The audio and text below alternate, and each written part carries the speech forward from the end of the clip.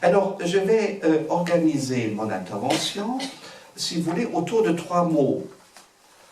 La sainteté, qu'est-ce que c'est? Donc, il faut d'abord s'entendre un peu sur ce mot.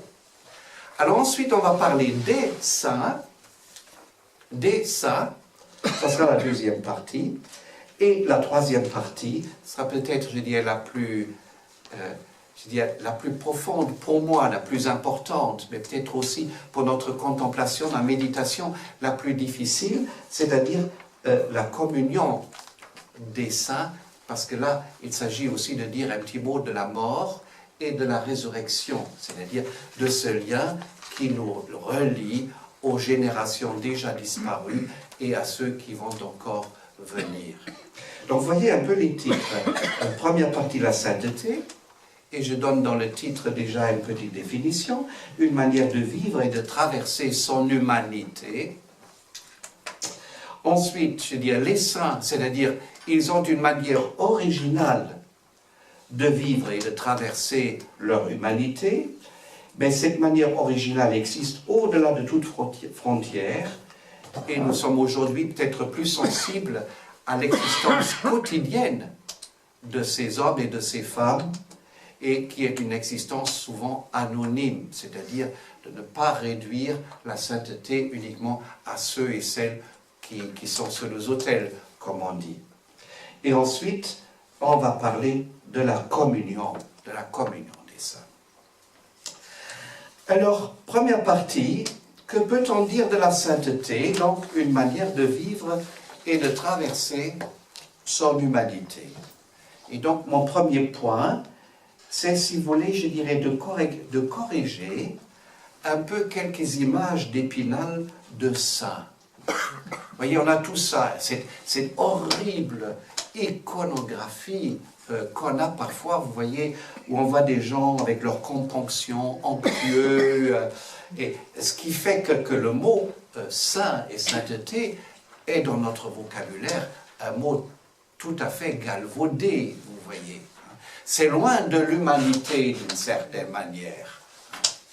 Souvent, je dirais, dans l'esprit des gens.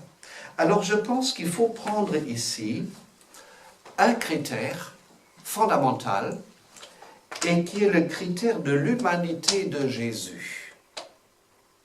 Si on veut comprendre ce que c'est la sainteté, le critère, c'est l'humanité de Jésus. Alors pourquoi je dis ça? À l'époque de Jésus, le peuple juif, le peuple Israël, se concevait comme peuple de Dieu, comme peuple saint. Comme peuple saint. Et cela grâce au culte qu'il rendait à Dieu. Grâce au culte qu'il rendait à Dieu. Et il y avait peut-être 2 aspects fondamentaux dans cette conception de la sainteté du peuple juif, c'est-à-dire la primauté d'abord de l'élément rituel. C'est-à-dire la sainteté est d'abord une sainteté rituelle. C'est-à-dire, si on observe les mitzvot, comme disent nos frères juifs, les mitzvot, les commandements, notamment des commandements de pureté, vous voyez, la sainteté est très proche, finalement, du sacré, c'est-à-dire de la pureté. Les pharisiens, ce sont ceux qui distinguent entre le pur et l'impur. Et la terre d'Israël est la terre pure qui est souillée par l'occupant romain. Ça, c'est un premier élément. Donc, le critère cultuel ou rituel est le premier critère de la sainteté. Et la deuxième chose, c'est une sainteté toujours limitée. Toujours limitée. Par exemple, les gens de Qumran, certains d'entre vous sont allés en Israël, ont peut-être visité ce qu'on appelle parfois le monastère ou les monastères de Qumran, avec les bains de purification. On est au bord de la mer Morte. Ils s'appelaient les saints. Les saints. Mais les autres ne l'étaient pas, vous voyez. Quelque chose d'exclusif. Et alors Jésus de Nazareth introduit ici quelque chose de fondamental.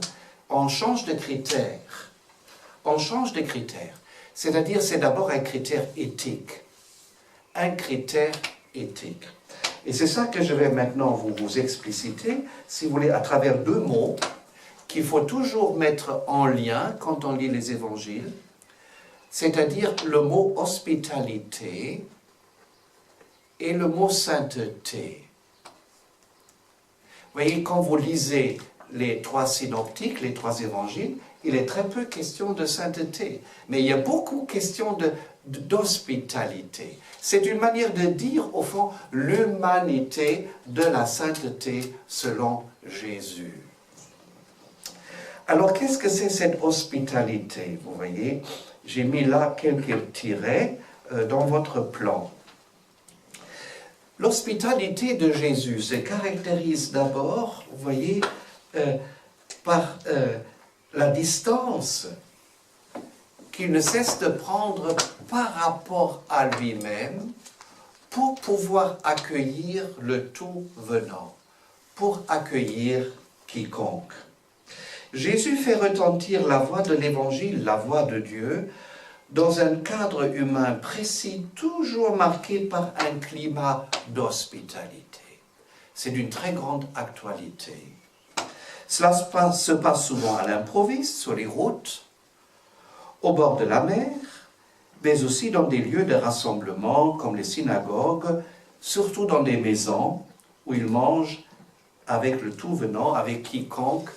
Voilà un ivrogne et un glouton qui mangent avec les prostituées et les pécheurs. Donc, vous voyez comment le concept de sainteté commence ici sérieusement à bouger. Sérieusement à bouger.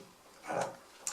Alors, s'il parvient, lui, à communiquer à ses hôtes ce qu'il habite, à celui qui se présente sur son chemin, alors sa simplicité, sa santé, pourrait-on dire, c'est parce que Jésus est sans cesse capable d'apprendre quelque chose de ses hôtes, de ceux qui l'accueillent.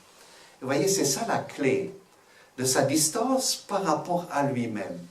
L'évangile de Marc nous le montre avec grande force, à travers les différents personnages qu'il rencontre. Jésus découvre progressivement ce qu'il peut et ce qu'il fait vivre par la rencontre avec ceux et celles qui l'accueillent et qui l'accueillent.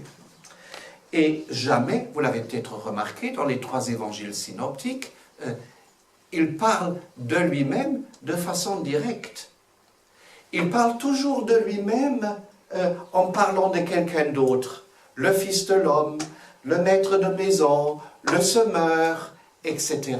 Et par là, il crée un espace de liberté, où, comment dire, à la fois ses hôtes peuvent trouver leur propre identité et l'identifier lui comme source de vie, comme Messie, et cette magnifique confession qu'on a dans le chapitre 6 de Saint Jean, « Tu es le Saint de Dieu. Tu es le Saint de Dieu. » Dans cet espace de confiance et de liberté, des étrangers peuvent devenir tout simplement familiers. Des étrangers peuvent devenir familiers. Et il y a, si vous voulez, comme une inversion qui se produit ici. Au départ, toute situation d'hospitalité est asymétrique. Il y a quelqu'un qui l'accueille, et quelqu'un qui est accueilli. Et l'art est au fond, et c'est ça l'inversion, c'est-à-dire que finalement, celui qui accueille devient celui qui est accueilli par celui qui accueille. Ce que la langue française a magnifiquement enregistré en parlant d'une hôte, et on ne sait pas qui c'est celui qui accueille et celui qui est accueilli. Donc vous voyez, vous avez là cette sorte de symétrie qui est l'idéal, si je puis dire, de l'hospitalité. Et un dernier aspect de cette hospitalité, chez Jésus, c'est une hospitalité inconditionnelle. Inconditionnelle. Il ne pose jamais des conditions. Et évidemment, je vais y revenir dans quelques instants à cette caractéristique, parce qu'elle va nous conduire du versant éthique de la sainteté vers le versant proprement théologal, si je puis dire. En résumé, donc, ce deuxième point, en méditant les récits évangéliques, notamment les 3 synoptiques, on va se passer réellement au jour le jour ce que l'Épître aux Hébreux nous dit d'une manière ramassée au chapitre 13, verset 2. « N'oubliez pas l'hospitalité, car grâce à elle, certains, sans le savoir, ont accueilli des anges. » Retenez bien cette magnifique formule. Épître aux Hébreux, chapitre 13, verset 2. Soignez bien l'hospitalité. L'Épître aux Hébreux résume la vie des saints, la vie des chrétiens, par cette formule. Soignez bien l'hospitalité, car il est arrivé à certains, car grâce à elle, certains, sans le savoir, ont accueilli des anges. Alors, ça fait référence à quoi? Abraham et Sarah. Donc, vous voyez, donc Abraham qui est à la porte de sa tente, Sarah qui est derrière, qui s'est retirée, et il y a, alors qui arrive? 1, 2 ou 3, si vous regardez là, Roublev, l'icône, n'est-ce pas? C'est cette scène-là, on y voit déjà la Sainte Trinité, hein? C'est 3, hein? C'est 1, 2 ou 3. C'est très mystérieux ce texte. Mais ce qui est important, c'est l'hospitalité.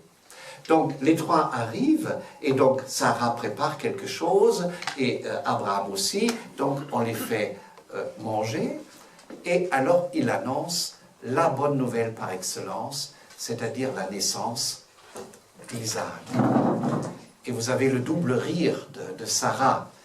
Le premier rire, l'incrédulité, et ensuite, quand elle a le petit Isaac sur ses genoux, alors ça c'est le vrai rire, je dirais, de la joie. Donc vous voyez, ici on a ce résumé au fond absolument remarquable de ce qu'est la sainteté sur son versant humain. Soignez bien l'hospitalité. En entendant ce beau conseil, on voit en même temps Abraham aux portes de sa tente où Sarah s'est retirée et le messager, l'ange, en tout cas des messagers d'un évangile de bonté radicale et d'une fécondité inouïe.